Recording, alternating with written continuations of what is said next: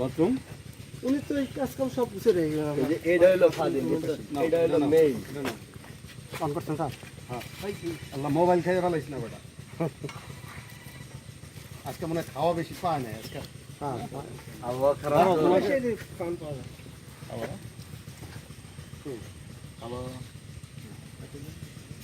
Mobile খেয়ে ফেলাইছিস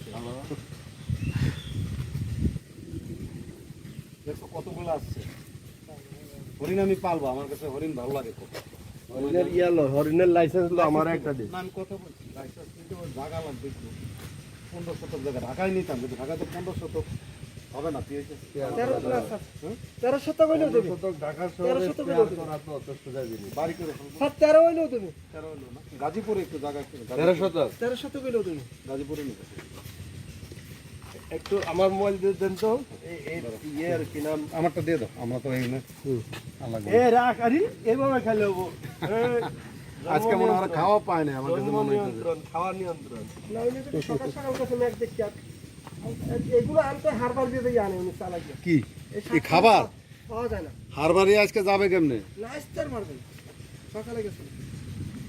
এগুলো এই জায়গায় কই তুমি তো ছবি তুলো নাই জানে কোথায় ভিডিও ভিডিও হয় না স্যার? আবার তুলি স্যার। এই রাখ আরে একবারে খাইয়ে নিছি রে।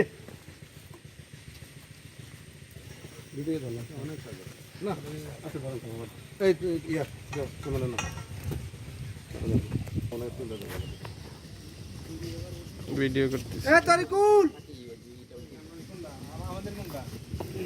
সামনে আছে। হ্যাঁ ওই যে দাঁড়ান ওই যে আমরা হরিণের সঙ্গে আবার ফাইজলামি করা যাবে না, বুঝছো? এই সিংহের কথা মারলে না ওই সিং মানুষের মারা যেতে পারে ওইখানে কি দিছেন ওগুলা?